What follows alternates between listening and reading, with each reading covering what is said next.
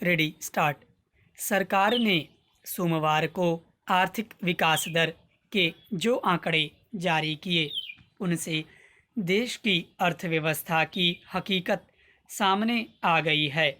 इन आंकड़ों से स्पष्ट है कि मौजूदा वित्त वर्ष की पहली तिमाही के दौरान सकल घरेलू उत्पाद में 23.9% की भारी गिरावट आई है। हालांकि यह हैरानी की बात इसलिए नहीं है क्योंकि इस पहली तिमाही में देश पूर्णबंदी की गिरफ्त में रहा और औद्योगिक गतिविधियों से लेकर छोटे स्तर तक पर काम बंद रहा। यह तभी साफ हो चला था कि आने वाले दिनों में देश की अर्थव्यवस्था दुष्चक्र में फंसने जा रही है, लेकिन तब सरकार की ओर से बार बार इस तरह के दावे किए जाते रहे कि अर्थव्यवस्था की बुनियाद मजबूत है, कोई खतरा नहीं है और जल्दी ही सब कुछ ठीक हो जाएगा। यह हकीकत को नकारने जैसी बात थी। देश के राष्ट्रीय सांख्यिकीय कार्यालय ने जीडीपी के जो ताज़ा आंकड़े जारी किए हैं, उनसे पता चल रहा है कि हमारे उद्योग किस मरती झुरती हालत में पहुंच गए हैं और उत्पादन की स्थिति क्या है।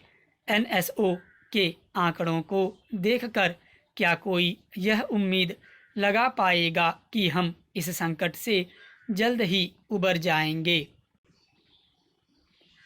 इसमें कोई संदेह नहीं कि पिछले 3 महीनों में जो हालात बिगड़े हैं, उनके पीछे कोरोना संकट बड़ा कारण रहा है। लेकिन इस सच्चाई से भी मुंह नहीं मोड़ा जा सकता कि भारत की अर्थव्यवस्था पिछली 8 तिमाहियों से नीचे आ रही है। अगर पिछले 2 साल में अर्थव्यवस्था में गिरावट का दौर नहीं रहता तो शायद भारत पूर्णबंदी से उत्पन्न आर्थिक संकट को झेल जाता। लेकिन अब अर्थव्यवस्था पर जो मार पड़ रही है, वह एक तरह से दोहरी मार है। अगर कृषि क्षेत्र को छोड़ दें तो शायद ही कोई ऐसा क्षेत्र बचा होगा जिसमें उत्पादन संबंधी कोई काम हुआ होगा। निर्माण, विनिर्माण, बिजली, रिफाइनरी, कोयला, सीमेंट, खनन, सेवा क्षेत्र, पर्यटन जैसे क्षेत्रों की हालत खराब है। सबसे ज़्यादा रोजगार देने वाले निर्माण क्षेत्र का ग्राफ 50% से ज़्यादा नीचे चला गया। अर्थव्यवस्था और रोजगार में 40% से ज़्यादा भागीदारी रखने वाला सेवा क्षेत्र ठप पड़ा है। पर्यटन और इससे जुड़े दूसरे क्षेत्रों के कारोबारों की हालत चौपट हो चुकी है। इससे भी ज़्यादा चिंताजनक बात यह है कि देश के सरकारी खजाने की हालत बिगड़ती जा रही है। बढ़ता सरकारी खर्च और राजकोषीय घाटा बड़े संकट की ओर इशारा कर रहे हैं।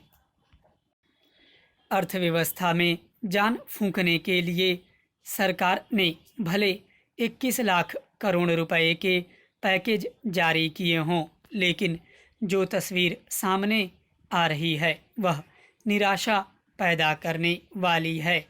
अर्थव्यवस्था की रीढ़ माने जाने वाला असंगठित क्षेत्र और मध्यम वर्ग जिन संकटों से जूझ रहा है, वे कोई मामूली नहीं हैं। काम धंधे बंद होने से आज करोड़ों लोगों के सामने रोजी रोटी का संकट खड़ा हो गया है। ऐसे में पैसा नहीं होगा तो लोग खर्च क्या करेंगे? बाजार में मांग कैसे निकलेगी? कारखानों और छोटे उद्योगों में उत्पादन कैसे शुरू होगा? यह बड़ा सवाल है। जिस तरह के हालात बन गए हैं, उनसे निकल पाना कोई आसान काम नहीं है। कोरोना महामारी ने दुनिया के तमाम देशों की अर्थव्यवस्था पर बुरा असर डाला है, लेकिन जितनी गिरावट भारत की जीडीपी में आई है वह एक हद तक अर्थव्यवस्था के कुप्रबंधन का भी परिणाम है। आने वाले वक्त को लेकर लोगों के मन में भारी अनिश्चितता और खौफ की स्थिति बन गई है। जब तक लोगों को काम नहीं मिलेगा और हाथ में पैसा नहीं आएगा, तब तक जीडीपी के इसी तरह के चिंताजनक आंकड़े देखने को मिलते रहेंगे। स्टॉप।